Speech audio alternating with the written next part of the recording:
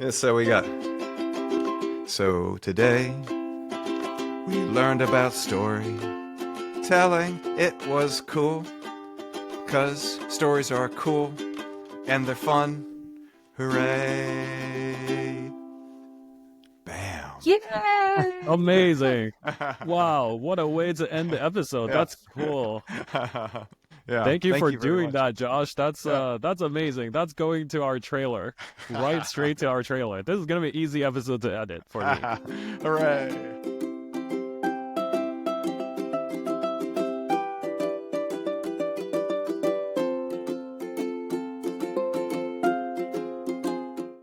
Hey everybody, welcome to another episode of the Data Neighbor podcast with Shravya, Hi, and Sean. Today we have Josh Starmer from Statquest. Bam. That's right. Bam. I'm Welcome here. to the show, Josh. Hooray. I'm glad to be Welcome here. to the show, Josh. Yeah, thank you. So, Josh, you are an educator in the AI space, in statistics, ML, and data in general. Yep. And you have a massively successful YouTube channel called Statquest, obviously. For the audience who are not familiar with Statquest, definitely go check it out on YouTube. It's got like 1.5 million subscribers or something. Yeah, a little less, but that's close enough. I'll take it. round up Round 1.5 up, million. yeah. I mean, I myself have found it very useful to get complicated concepts to be explained super simply. Oh, So, thanks. Josh, that's huge kudos for what you've built there. Thank you very much. I really appreciate it. And obviously, Statquest has kind of become a lot of people's go-to resource for making complex concepts very accessible. Can you maybe quickly share the origin story of Statquest and what inspired you to start it in the first place? Yeah, so the quick version is a long time ago, I used to work in a genetics lab and I wanted to teach my colleagues basic statistics. And so I was making videos for them so that they could learn statistics when they needed to learn statistics. So if they're late at night, they're reading some, scholarly journal article and it says the R squared equals this and the p-value equals that. They'd be like, what are these things? They could look at my videos, while they're reading, and they could learn what they needed to learn and then move on. And so the original idea was just a very, very small channel that was created for at this time, I had like 7 or 8 coworkers that I was trying to teach statistics to. So it was a big surprise when more than 7 or 8 different people watched my videos. Oh my God, including me for sure. I know. I don't think I know people in the data space who've not looked at your videos. So that's amazing on how it started. Yeah. To where it eventually became. It's pretty awesome. It is. Yeah. It's been a huge surprise, but also just like a really fun and exciting surprise. Yeah, that's awesome. Was there any particular moment in time where your videos kind of took off and you were like, hey, I'm really helping a lot of people here? There were a couple of videos. One was the very first one that ever got any kind of traction, was very, very specific to a certain type of experimental design that people do in genetics. It was really my target audience, my initial target audience. The one video, I think it got like 1,000 views in a week or something like that. And that was huge. But the one that made my channel sort of approachable from a lot of different angles and a channel that people from all kinds of areas, not just genetics. I have a video that attempts to explain principal component analysis. That's the one that's sort of the gateway video for a lot of people. And after that video, the channel is kind of blew up. It's amazing. Thanks. Yeah, that's awesome. So yeah. I think you kind of mentioned one keyword there too, which is it's not just accessible for people when they watch a video. It's pretty fun too. So for the audience who haven't seen one, go check it out. Check out the PCA, the principal component analysis video. It's really cool. There's this theme that I wanted to touch on around storytelling, which is effectively how you've made them so compelling in the first place. So how did you discover the power of storytelling in maybe like teaching? Well, I'll be honest, I've always wanted to be a storyteller. When I was a little kid, I wanted to be like a movie director or someone in Hollywood because I liked watching movies as a kid. I still like watching movies. And I had this fantasy that I'd be this like movie director or something like that because I liked storytelling. I wasn't very good at it though. As a kid, I was really bad at it. But I had a friend named Jake Roberts, and I think this was in junior high school, and I was trying to tell Jake Roberts a story. And Jake said, Josh, your storytelling is terrible because you skip around a bunch. You start in the middle, you jump to the beginning, and then you get at the end. He's like, just tell it how it happened. Start at the start, work your way through. Don't leave anything out. And don't jump around and then get to the end. Just it's pretty obvious. It's sequential, right? And but I had to be told that, and Jake was the one that told that to me, and so that was like a big, huge thing for me. It's like, oh, you just tell stories from the start to the finish, and you don't leave things out, and you don't introduce things that people haven't already, aren't familiar with. And then I realized, because I liked watching movies, that's how movies are done often. I mean, occasionally you have like a non-linear storytelling, but they don't like throw weird things at you that you've never heard before. They often explain all the things. And I think, like, not to belittle myself or belittle a genre of movies, but I think sort of rom-coms sort of have this archetype for how a story should be told. So in a rom-com, you have two people typically that kind of get together, but something happens, right? There's like a problem. Like they don't really get along as well as they should. They should get along, right? But they don't. They're bumping heads. They're irritating each other.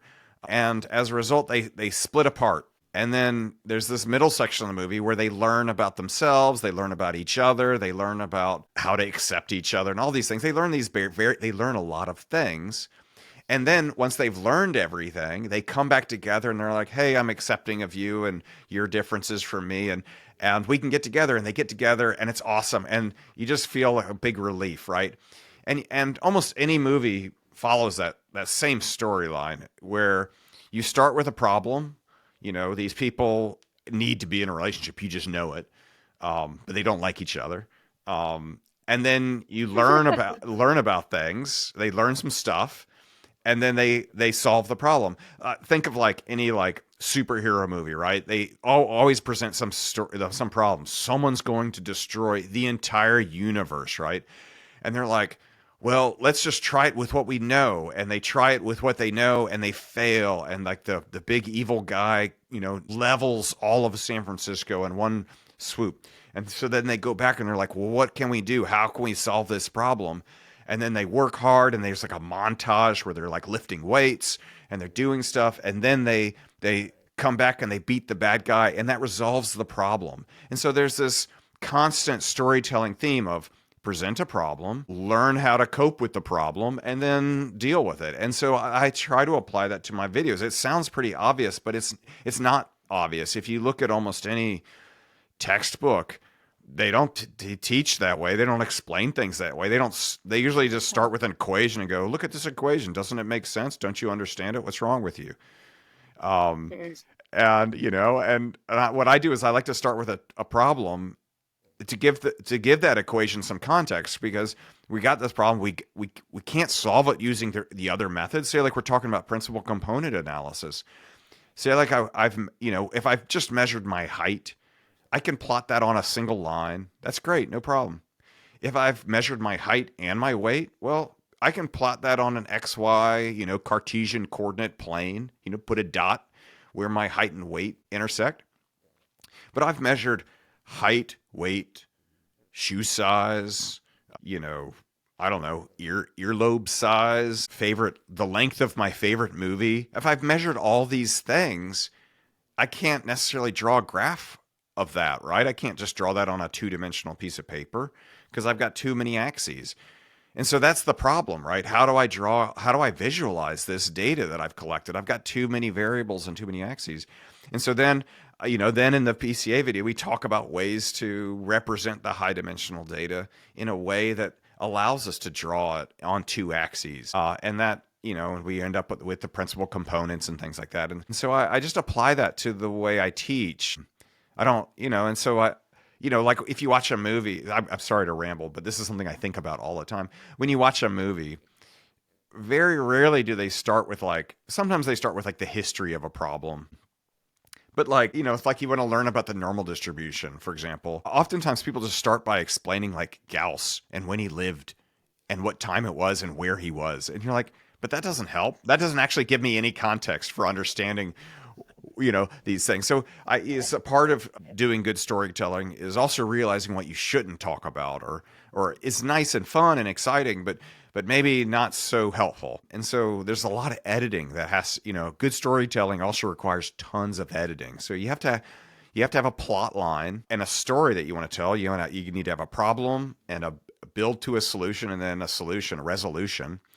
You need that, but you also need lots of editing to make sure you're not just saying a lot of stuff that is not important because, and this, I actually just realized this, sorry to keep rambling. I just realized this today, but somebody commented on a video. They said, this is a good video, but you spent way too much time on this one little aspect.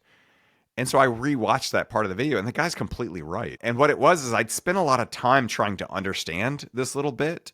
And so for me, it was really important because I worked really hard on it, but it wasn't really important to the whole world. And it wasn't necessarily important to what I was trying to tell. I could have just focused on the main ideas. And that's another thing about storytelling is the idea is, the details are important. They're the glue that holds everything together. But the main ideas, the takeaways are really what you want to focus on. So those are, I guess the three things I try to focus on are story, lots of editing, remove things you don't need, and ultimately you end up with just lots of main ideas, the main concepts, the fundamental things that I can come away with and then apply those in varying situations. Because oftentimes the details are just like specific to one situation. But if I understand the main ideas, I can apply what I learned in other areas. That's amazing, Josh. Whatever you spoke about totally resonated with me. You know why I love movies. I love movies and I see so much of the creativity in your videos. And I try to bring that to my data science journey too. Like maybe I can talk about it of how I did my work when we worked with each other at Nextdoor when we were together. But there's like creativity and the aspect of storytelling. It's and the intersection with data and data science and statistics. It's a very not a regular combination. You wouldn't have a lot of people that fall into this intersection. Yeah. And that just tells how and why your videos are so amazing, right? Now, coming to the points that you spoke about, they exactly resonate with me for the type of work we do in corporate, in like big tech, right? Because the biggest thing, how you should talk about it to what you think about your experience, but from junior data scientist to senior data scientist, or even, the higher you go, if there's a project that you want to present, the number of slides just keeps decreasing as you go through the level. The more professional you are, the more senior you are, the smaller your slide deck is in telling the same concept. Yeah. It's basically figuring out the part that you exactly said, the comment for YouTube video, right? For us, we work so hard on it and we want to talk about all the methodologies and implementation and this, and this, and this. But the other person who's listening to us, especially if they're these big stakeholders like, VPs and, heads of something, they're like, can you tell me what's the whole point of this whole thing? Talk about that. Yeah. Don't give me all this, methodology, right? Yeah. So that exactly resonates to that point. And how do you get there? You get there with tons and tons of edits, right? Yeah. So I talk about it like to my team when I had to mentor more younger data scientists, is that build a story, have a problem, like you said, have a problem, what do you want to solve, and just put everything in from start to the end, and then start chopping it.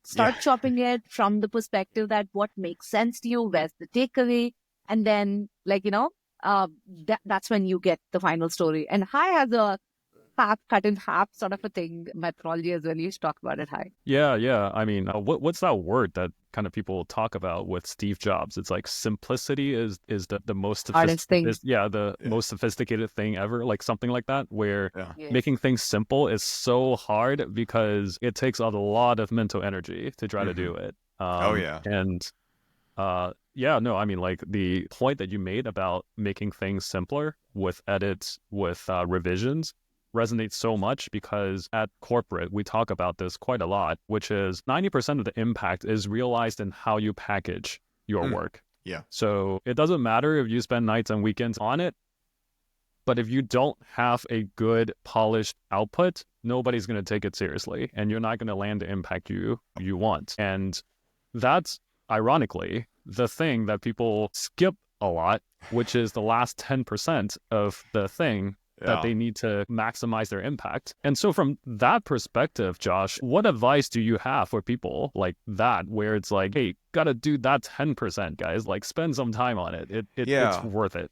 Well, I think of, storytelling and all these things are communicating, right? The goal is to communicate. The goal isn't to show a slide deck or even stand in front of people to talk for 30 minutes or an hour or however much time I have. That's not the goal. The goal is to communicate. So I have to try to imagine what it's like to not be me, which is hard because I'm me. But imagine I used to work with these geneticists, right? And these geneticists avoided statistics. They avoided data, anything at all costs. The one reason why they're geneticists is they probably took some statistics course as an undergrad, and they're like, no way am I doing that. So they were trying as hard to avoid what I did as much as possible. And I was trying as hard as I could to get them involved. And they're like, no, I don't want to do it. So I had to imagine it from their perspective. Is there a way that I can give an example that they can relate to easily? Like, for example, statistics is often explained, or most things in data science are often explained in very abstract terms, because they can be applied in so many different areas. And the mentality is, if we explain it in a specific situation, then people may not see how it generalizes and can be applied in a million different situations. So often, like probability and statistics, they use things like urns. They're like, imagine you have urns with marbles, and things like that. And I'm like, nobody has an urn full of marbles, so hearts and coins. It's people go to casinos all the time. Yeah, exactly. Not many people go. I mean, at least where I live, I don't live in Las Vegas. Not many people go to casinos. We don't have urns with marbles in them sitting around the house. And imagining things, it takes a lot of work. And some people are better at it than others. Some people just have a natural ability to imagine things, but other people are just like, I can't relate to that because that's not part of my daily life and routine. And so it's important to try to imagine things from their daily life and routine and use examples that they can relate to. So instead of talking about an urn with marbles, how about talking about a bag of M&Ms with M&Ms in it? Things that like, oh, I know what that looks like. I like M&Ms. And so we can talk about the statistics of like what happens if you reach into that bag of M&Ms and every M&M you pull out is red. Right? Is that something that's a high probability to happen or a low probability? Is this a weird bag or not? So we can start talking about things like that in terms of like something we could all sort of imagine happening. So that's one thing I try to do. I also used to work with these geneticists and I'd present my stuff to them. And when I first started out, I'm just going to cut to the chase. You need lots of practice. And so when I first started out, I had my coworkers, geneticists, sitting in a conference room, and I was trying to explain stuff. And I just remember the looks on their faces of being lost. Or another thing you can tell when people have no idea what you're talking about is when they don't ask questions and they say, "Yeah, we understand." If you present something even remotely complicated or even subtly complicated, and nobody has any questions and they go, "Yeah, we get it," then nobody understood a word you were saying. No one got it. No one got it at all. Yeah. Your presentation was a complete bust. And so I would use that feedback of nobody's asking questions, everybody looks confused, people are falling asleep. I would use all that feedback as ways to sort of improve my storytelling iteratively. Like I was doing these I called them stat chats at the time. And I would do them every Friday, and I would just practice on my colleagues, and they were very patient, and they would let me get away with it. And my boss was very encouraging. My boss was this guy named Terry Magnuson, who was like the best boss ever. And so he really encouraged me trying to do this because I think he was interested in it as well. Like he was like, I think secretly he was a wannabe statistician, even though he was a geneticist. He wanted to know how to do these things. And so he encouraged me to do it, and I just kept practicing and using that feedback. And after a while, people started asking questions, and I was like, yes, I'm getting somewhere. people stopped looking so bored. They still do from time to time. I actually, to be honest, you may not, I'm such a rambler, but even though I have a successful YouTube channel, I actually, you do YouTube and I write books and I do this full time. I left the genetics lab 5 years ago.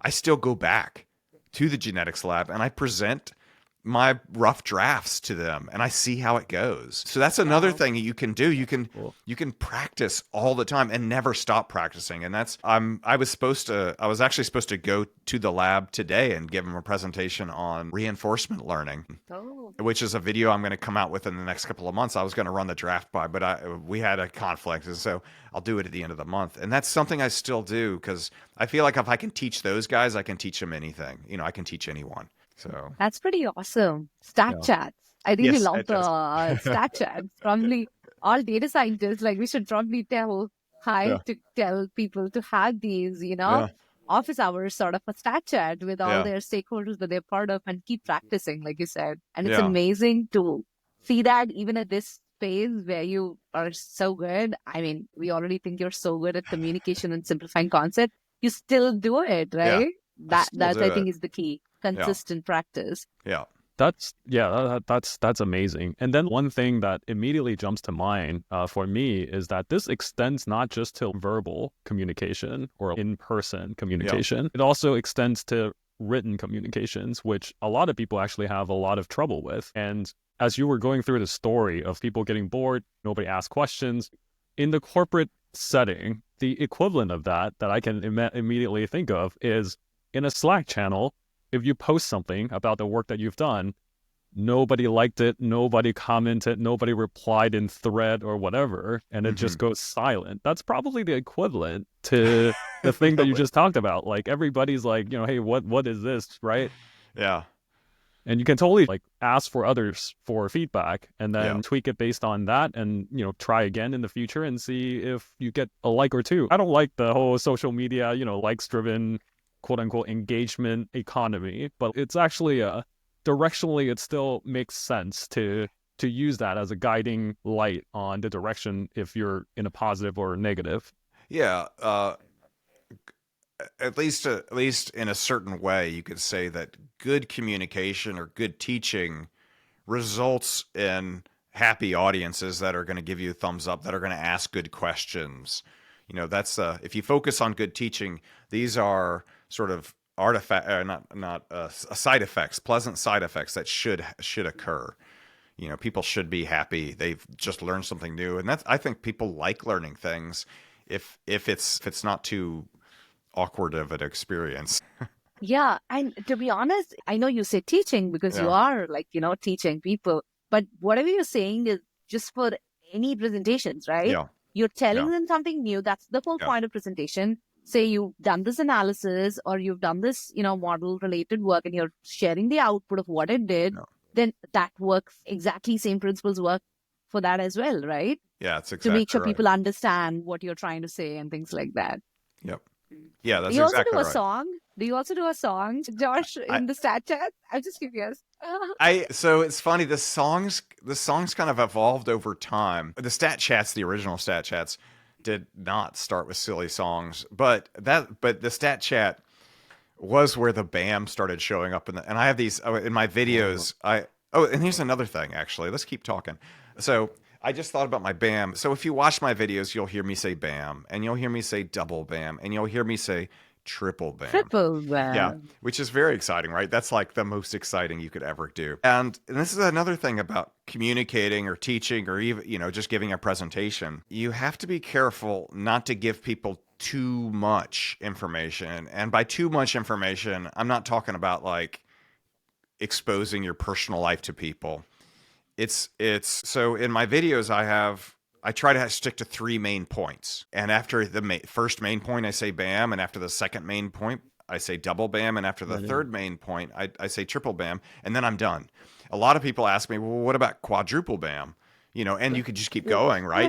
You could, BAM to the nth if I wanted to. But the issue is I've been working on videos and I go, after the third BAM, the triple BAM, it's too much. You know, like, I don't know if you've ever been to a seminar where someone tried to like explain their entire life story or like every detail behind some new technology. And after about 15 minutes and they're just going at it, they're giving me, they're going through 1,000 slides, you know, and they're like, look at all these equations, bam, look at this equation, bam. And they just keep going, right? After a while, you kind of like get numb and you stop, or I stop listening. It's too much. Like, I was able to follow them for the first 5 minutes, and then they just kept going, and I just couldn't keep up with them. It was too much information. And so that's the other thing I think is very important to understand about any presentation is that what you need to do is you need to scale it down, not only edit and remove stuff people don't need and focus on the main ideas. Make sure there aren't too many different main ideas that you're trying to convey in a very short period of time. I don't know if, like, some movies, you know, they've got 15 different plot lines and all these little things, and some of, you know, it's like sometimes you get like, it's too much. It's nice to have a movie where, you know, it's not just, you know, they can have a couple of plot lines, but and different intrigue and a couple of different characters, but generally speaking, they just have a couple of main characters and like a main plot line and maybe one or two side stories, you know, and that's a standard movie thing. And I think your talk should be the same way. Have a main thrust, a main idea, and focus on that, and don't try to give people too many like different things. And if you need to convey all that stuff, break it up into 2 presentations or 3 presentations. When I made my first videos on logistic regression, I thought I would just do it in one video. And then I realized I had to make one video on something called log odds, because that was I've seen that. Yeah, it was a major concept, right? But it was enough. It stood on its own. And then I had to do, you know, and it ended up being a series of like 11 videos. And I originally thought it was just going to be one. And it was just, I remember, and I was like on slide like 533. And I was like, yeah, right. That's when you know it's like, you need to start breaking it up into smaller units that are easy to digest and figure out how to present each unit as its own thing, of like its own useful nugget. And so that was, I guess that's another thing to think about is, don't try to communicate too much stuff all at one time, which is what I'm doing right now. We've talked about so much stuff. No, it's awesome. I think that's like highly relevant to the people who are watching or listening to this podcast. Yeah. And it's not something that's been said enough, honestly, where I think people who are in it probably, you know, at least if they've never been explicitly given the feedback of, can probably pattern match the fact that, you know, hey, successful people typically tell great stories. And, you know, maybe the elements aren't that obvious until they really think about it. But then like they know one is more engaging than the other. And so like in this episode, I feel like we're just kind of unpacking what are the elements that lead to that outcome. Yeah. And so I think that's great. And then coming back to that idea of, hey, have no more than 3. Now I understand, like the triple BAM. Like my initial question was like, where's the quadruple BAM? Exactly. But I guess you answered it. Yeah. In order to land at those, you know, like, hey, no more than 3 ideas.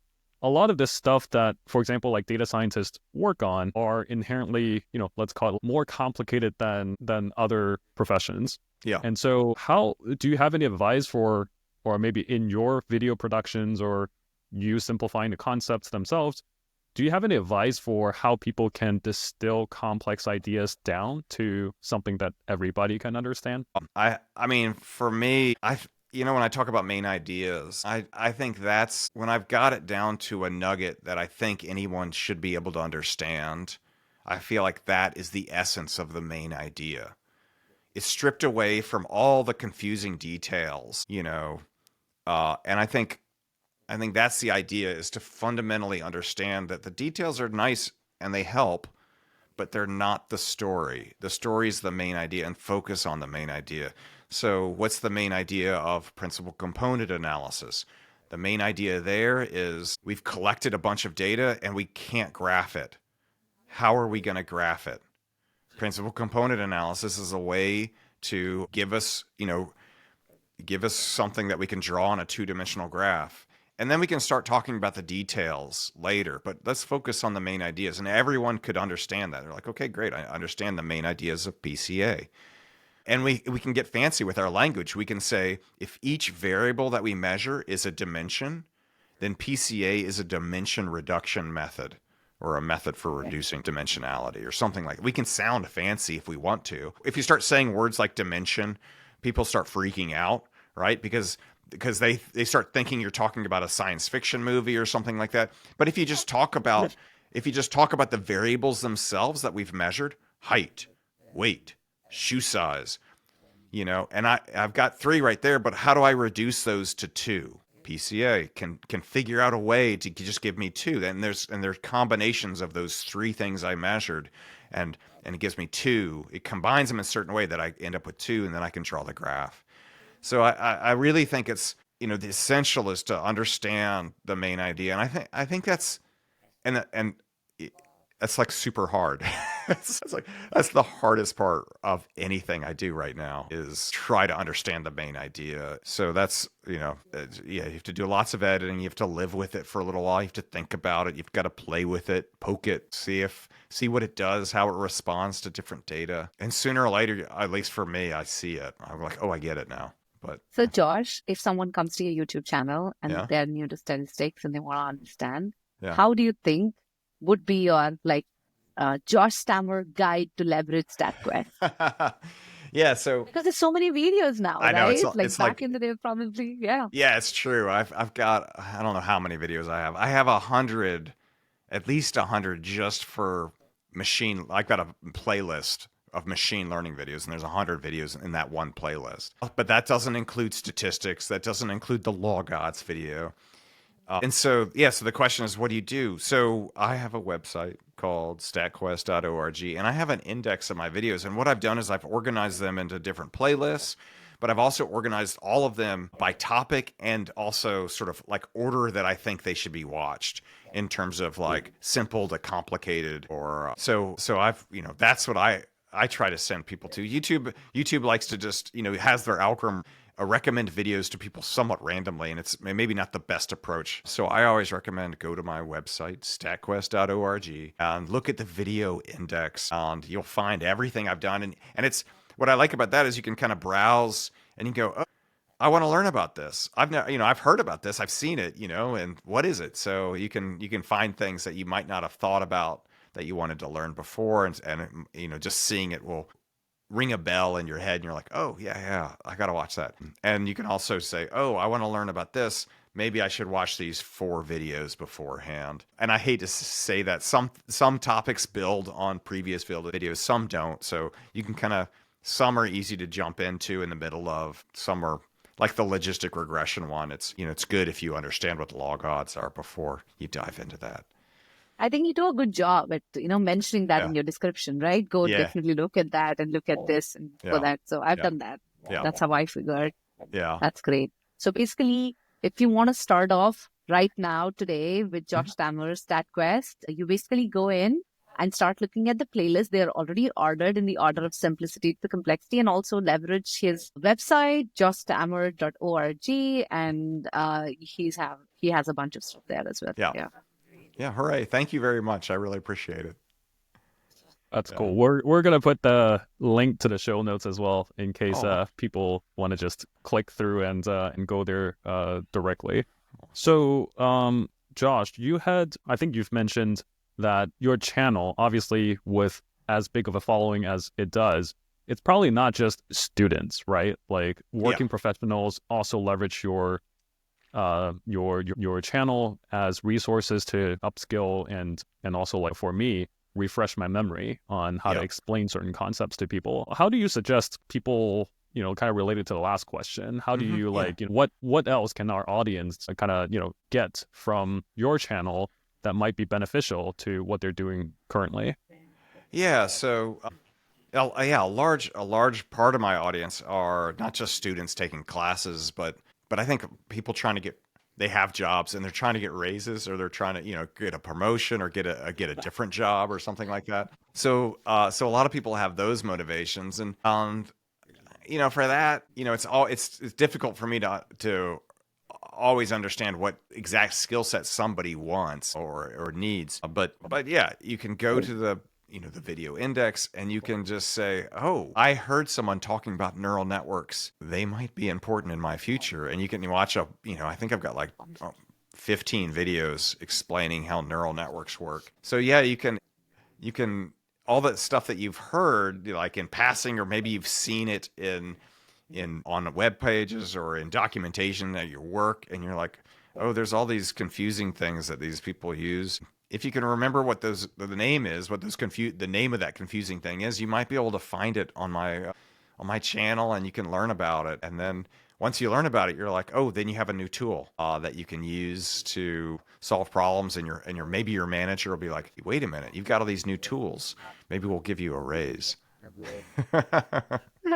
I remember one of the persons on my team, Sugan, if you're watching this, shout out to you. He was leveraging a lot of the most cutting edge, like machine learning techniques to solve some really complicated problems. And then I was like, I can't follow, man. And then and I went to your video and oh, hey, you have that in the topic. And so I get like a crash course on it. And then like the next time when I talk to him again, it's like, hey, I understand, like your challenges and stuff. So that's a way to shortcut that for sure, for a lot of people, I'm sure. Oh, that's awesome. Yeah, that's a perfect example of how the website, at least my vision of how it should be used, is you see something and you're like, I don't understand that, and it's kind of scary. And then you're like, well, let's go see if there's a Statquest on it. And there is, hopefully. And you can watch it and you're like, I got it. Don't worry. It's all good. You should build a Josh Starmer bot. That's true. You haven't with with one of these LLMs, like just give all your transcript to it and just and let it answer a question. That would be great. Yeah, I would use it. I can't Josh remember all the stuff. Agent. Yeah, exactly. Josh right. Starmer agent. Yes. I love it. Absolutely. So Josh, in all these different use cases that Hai just spoke about his use case of how he used, your videos. Can you think of some very interesting subscribers related stories? Something that's that's amazing to something that's pretty bizarre, or any encounters that you had, because you do have a really good amount of following, and I know that you've traveled around the world too a little bit too, right? So so I've been fortunate enough to meet a bunch of people that have watched my videos, and it's very cool to learn about the things that they do. I've talked to people that work in hospitality, so hotel reservations and things like that. And, their goal is to sort of like maximize occupancy and things like that. I never knew people did stuff like that. So that was new for me, and that was really exciting. I've talked to people who optimized ferry transports between two cities, and they had this because they were using the electric boats, and the electric boats, they need to be charged. Different captains of the boat drive the boats harder, or more efficiently than others. And so they were able to model all that stuff. And so like based on who was captain that shift, they could adjust sort of like the times of like when to recharge and when to just send them off again. And people are solving all kinds of interesting problems using stuff that they've learned or were motivated to learn from my channel. So that's been pretty exciting, is to learn about these. That's pretty cool. The whole electric ferry, electric wave transport. That's awesome. Yeah. Yeah. Nice. Yeah. That's really cool. Hey, Josh, there's one, we spoken a few days ago before this podcast.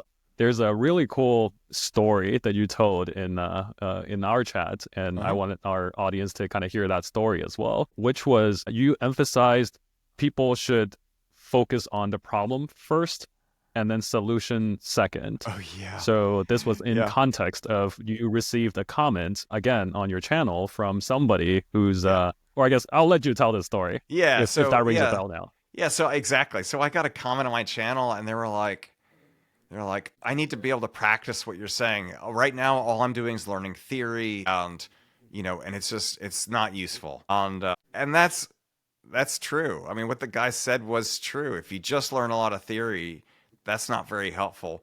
but it's also a complete waste of time learning. The problem being, and what I tried to encourage the person. I tried to say, look, rather than learning the theory first and then looking for ways to implement the theory so you can learn the details and the ins and outs of it, and then find a problem that you can apply the theory to, you should do it the other way. You should find the problem first and let that guide what theory you learn. And then if the problem's there, you don't have to search around for data sets on the web. You've got your data set right there. Or at least it allows you, say, like, the problem in theory because you're at this you've got this job and they've got this logistics issue. Well, maybe maybe you're too low in the company to get access to that data. But at least you know what data to look for if you're going to impress your manager. You want to pick a data set that might be relevant to what they're interested in. And so I let the problem make all the decisions for me, rather than, because there's a million theories you could learn and then a million ways you could apply them to practice data sets. And it's hard to decide which ones are going to be useful and which ones aren't. So I say, don't decide. Just let the problem tell you what you need to know.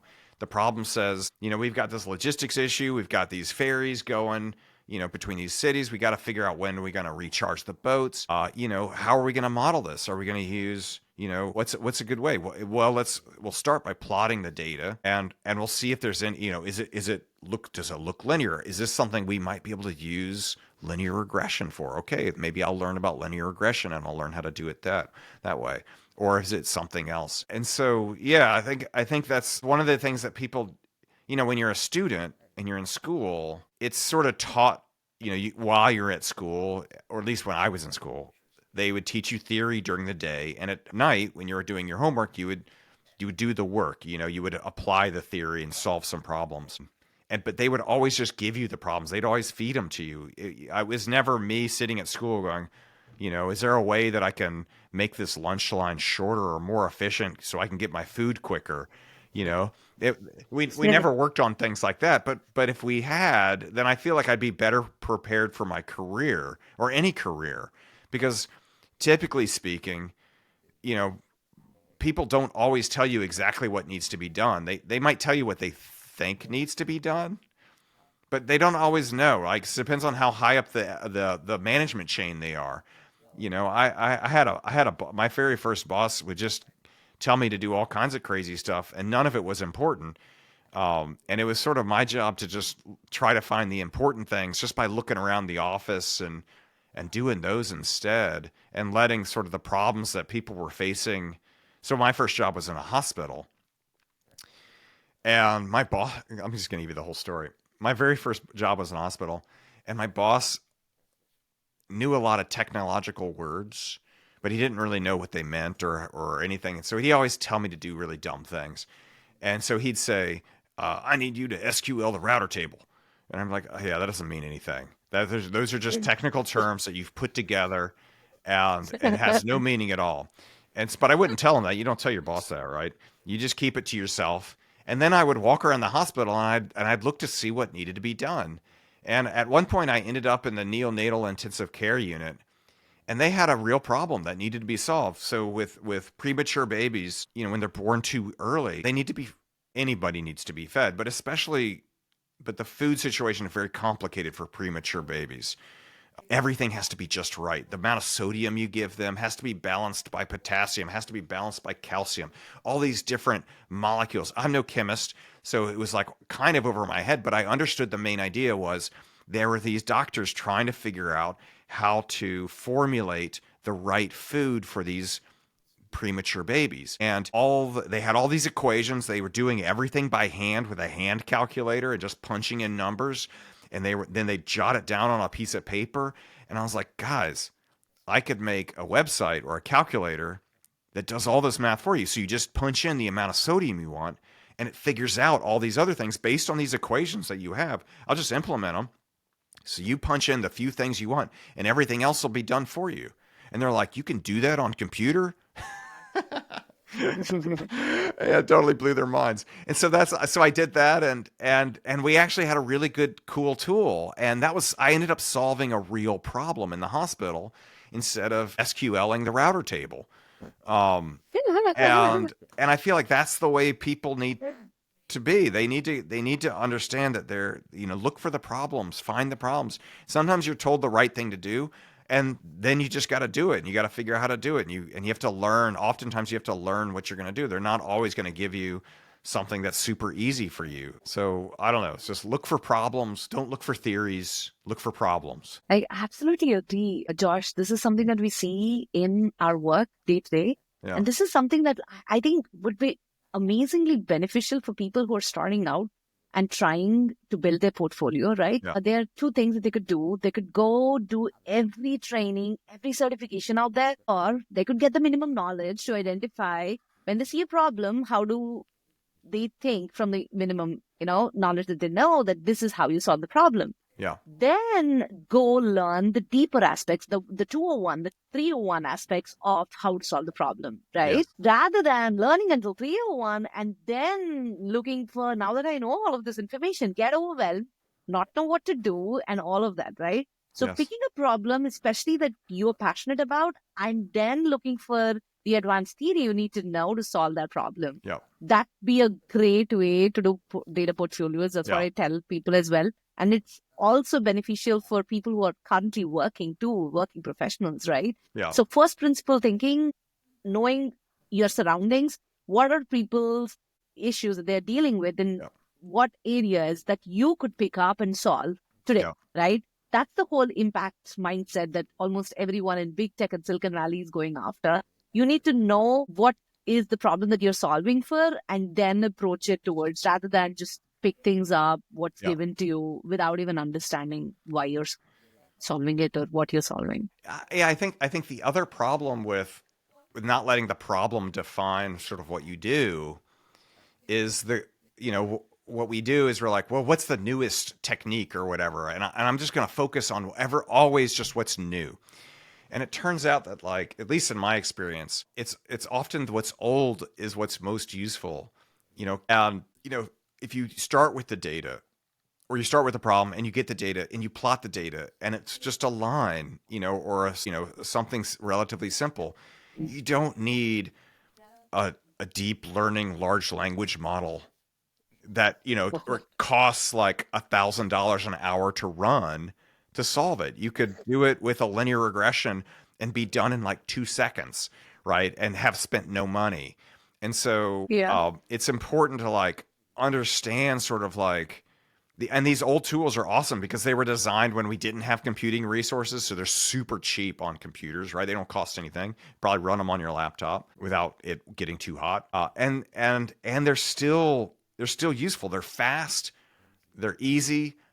You can understand what they're doing, with a large language model, which is cool and awesome. It's sometimes hard to kind of tease out exactly what the rationale was for the decision that was made. And that could be problematic, especially in areas like banking.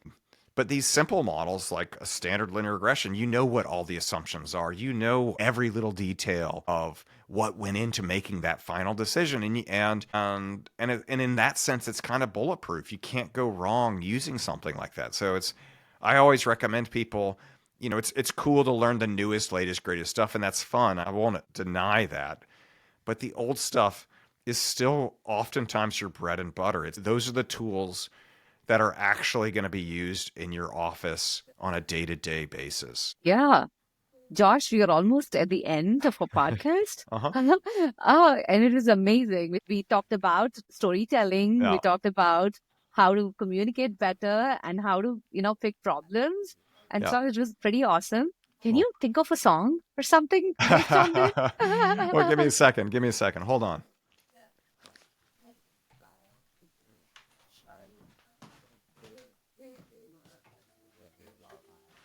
Oh wow, that's cool. Nice. That is awesome. So cool. Oh my god. It's gonna be the thumbnail for this episode. Yeah, so we got. So today we learned about storytelling. It was cool, 'cause stories are cool. and they're fun. Hooray! Bam. Yeah. Amazing. Wow, what a way to end the episode. Yeah. That's cool. Yeah. Thank you for very doing much. that, Josh. That's amazing. That's going to our trailer. Right straight to our trailer. This is gonna be an easy episode to edit for me. Hooray! All right, great. that's so cool. Yeah. Hey, thank you so much, Josh, for taking the time to give so much nuggets to our audience, and I'm pretty sure they will love this episode. So, hooray! Thank you. Thank you very much for having me. It's been a real pleasure and joy. Thank you so much, Josh. This is amazing Hooray. to have you. Yeah. Having known Statquest for a long time, so nice to see you and talk to you in person. Oh, Yeah. that's great. Yeah, and for our audience out there, don't forget to like, subscribe, and if you want to have Josh back again, just shout out. Yeah, I'd love to come back. That'd be great.